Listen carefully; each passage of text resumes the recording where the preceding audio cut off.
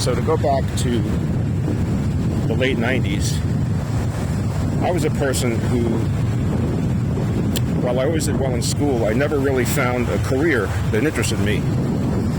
And this was not just a minor issue. This was something that stayed with me through many different careers that I tried out and ultimately walked away from.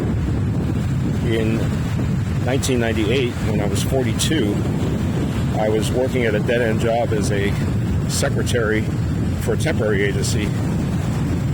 And in those days, the internet monitoring software that they have now wasn't really fully mature at that time. So when my boss wasn't looking over my shoulder, I was able to get on the internet and surf and just see what was out there. When I was a teenager, I saw a show on Jack the Ripper, and it ignited an ember of interest in me in serial killer cases, but I never thought about trying to solve one or anything even remotely like that. I just became interested in serial killer books, and I would read them when they would cross my path in the library. And I happened to read Robert Graysmith's book in 1987 when it came out in paperback, Zodiac. And the case captivated me. I was especially intrigued by the coded messages, not as someone who was trying to solve them, but just by the presentation of them, how sterile and cold they looked, and obsessive with their perfectly aligned columns and rows. And so I started delving deeper into the case on the internet. This is the steel pier ahead of us, by the way.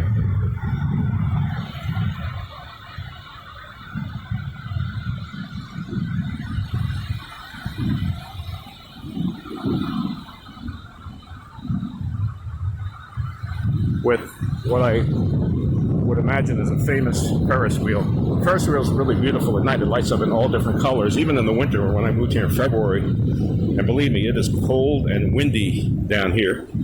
I don't know who called Chicago the Windy City, but I don't think they ever visited Atlantic City. But it lights up at night, and it's really a pretty sight. Most of the rides there, I think they would make me nauseous immediately, so I don't bother to go on them. I guess I could handle the Ferris wheel, but I don't think some of the other ones would be very kind to my stomach. Anyway, so I was surfing the internet, and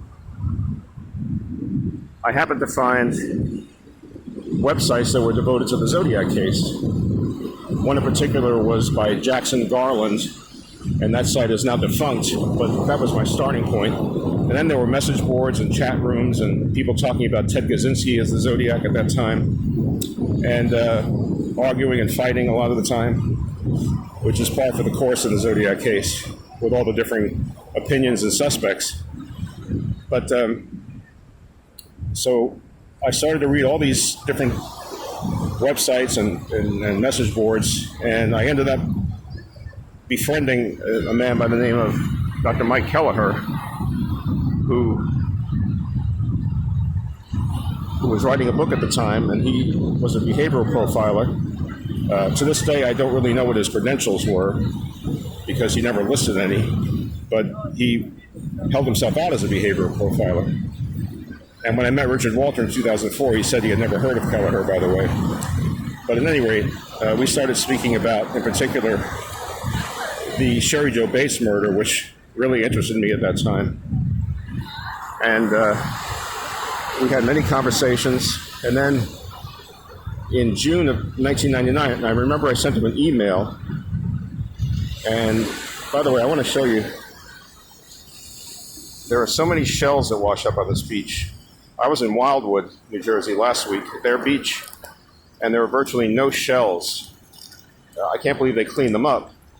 So I don't know why so many shells of bivalves wash up in Atlantic City, but that's the way it is here. It's very crunchy when you walk down the beach.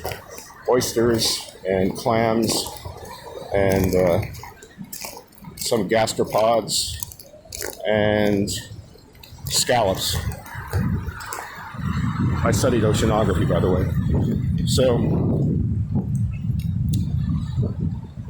I started talking to Dr. Kelleher, and in June of 1999, I sent him an email, and his response to me was that I had to remember that Zodiac didn't write his first letter until after his second set of murders. And this got me thinking about whether Zodiac may have written letters to the editor under his own name. We're going around a sort of an old pier type of a structure that goes out for a fair distance. That's in front of that's between the ocean and the Showboat, Ocean Casino and Showboat. And I asked myself that question, and apparently nobody had ever asked that question of themselves before. And I was working with another researcher at the time named Ed Neal, and I thought that the San Francisco Chronicle, or given newspapers from different cities, were only available in the cities where they were published. So I asked Ed to go to the archives, the microfilm of the Chronicle, and I had a specific time frame that I developed, and I'm not going to go into the specifics. Those are covered in my book. But we looked at the letters to the editor for June of 1999, and we found one letter, or Ed did, that stuck out as being odd or unusual. We didn't have any specific criteria we were looking for in terms of what the letter would say or why it would be weird, but he singled it out based on one thing. By the way, we're coming up on the Hard Rock Cafe, which is in the distance there. I hope I have it in frame. It's hard to see. At any rate, he singled out one letter, and he sent it to me, and he said the only reason he singled it out is that it mentioned Hitler in it. And when I read it, I saw a lot more in it than just Hitler, and all of that, again, is described in my book. But when I looked at the name of the person who had sent the letter, I was stunned because we had reached back 30 years, and I was living 3,000 miles away from where the Zodiac crimes had taken place, but I recognized the name of the man who wrote the letter. And I knew him from a hobby that we shared. And again, I'm not going to go into all the specifics because I don't want to ruin your enjoyment of my book. And when we started researching the guy, we found out a lot of interesting facts about him that immediately put him in focus as a true Zodiac suspect. The only problem is that the police didn't want anything to do with my suspect because he was so wealthy that, first of all, people couldn't understand how he or why he would have become a serial killer. This is before Richard Walter put things into perspective and gave context to the suspect. But also because they were afraid of him. He was very wealthy and very politically connected. And I remember distinctly the police running in the opposite direction when I mentioned his name. So that started me off on the wrong foot with the police, and eventually I ended up giving up on the police and moving on to the San Francisco Chronicle, which wrote the first article about me. A reporter named Tom Zellner became interested. He was a friend of Dr. Kelleher's, and Dr. Kelleher recommended him to me, or me to him. Whoops, I just stepped in a hole. And let's see up here a little bit closer. There's the Ferris wheel. And Tom eventually wrote an article on October 5th, 2000, but he couldn't mention my suspect's name, and he interviewed a lieutenant from SFPD who I had cut out of the loop months ago, or maybe a year ago, because he just didn't seem interested in what I was doing, and he allowed him to comment about how my suspect sounded like, just another suspect that comes along the pike, when actually there was a lot more interesting information about him at the time that this lieutenant didn't know.